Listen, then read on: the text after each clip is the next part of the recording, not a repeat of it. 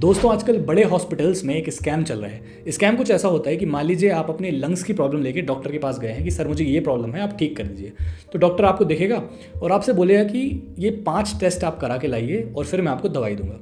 तो 5 टेस्ट में से 4 जो रहेंगे वो लंग से रिलेटेड रहेंगे, एक वो ना कुछ रिलेटेड ऑर्गन जो आसपास का ऑर्गन है आपका उसका लिख देगा कि बोल देगा कि देखो यार एक काम करो, हार्ट का भी आप करा लो, क्योंकि हार्ट लंग्स पास पास में होते हैं तो वो साथ में काम करते हैं। तो आप ये 5 टेस्ट जाके करा लो। आप जाओगे टेस्ट कराने के लिए, आप देखोगे कि यार 4-5 हज़ार रुपये के टेस्ट हैं। एक मिडिल क्लास वाले के लिए 4-5 हज़ार बहुत होते हैं। तो आप सोचोगे कि हाँ 5,000 टेस्ट, डॉक्टर की फीस, दवाई 8-10 हज़ार में हो जाएगा, ठीक है। आप जाके सारे टेस्ट कराओगे, आप टेस्ट की रिपोर्ट लेके आओगे डॉक्टर के पास।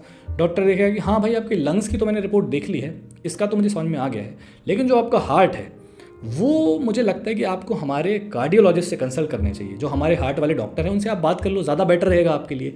वो अगर फिट लिख के दे देंगे तो फिर मैं आपको लंग्स वाली दवाई दे दूंगा, ठीक है। तो आप उनसे लिखवा के ले आइए फिट।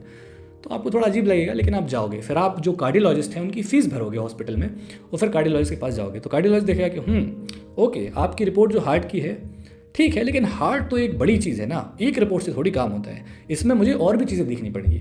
तो ये आप एक काम करिए, आप इकोकार्डियोग्राफी करा लो या जो भी है उनका जो भी रहेगा कि ये वाला टेस्ट आप करा के आओ, फिर मैं आपका हार्ट का जो है वो लिख दूंगा फिट, और फिर आप मैम से या सर से जो भी है इलाज करा लेना। अब आप आए थे अपनी लंग्स का इलाज कराने के लिए, आपकी दवाइयाँ अभी नहीं हुई हैं और अब आप टेस्ट कराएंगे हार्ट का जो कि ऑलरेडी 5-10 हज़ार का फिर से होगा। तो यहाँ पे इंसान फंस जाता है। अब बहुत से लोग यहाँ पे कहेंगे नहीं टेस्ट तो करनी ही पड़ती है। नहीं, ऐसा नहीं होता भाई।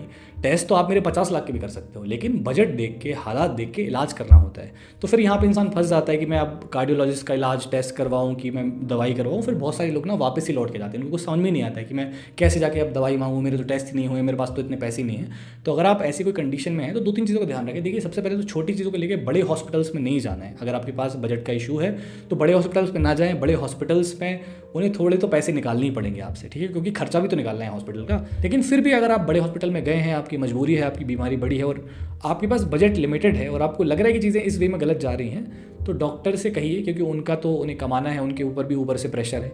लेकिन आप अपनी बात जाके रखिए कि सर मेरे पास इतने ही पैसे हैं, हमारा इतना ही बजट है, या मैम हम इतना ही कर सकते हैं, प्लीज़ हमारा इस पैसे में, इस बजट में हमारा इलाज कर दीजिए।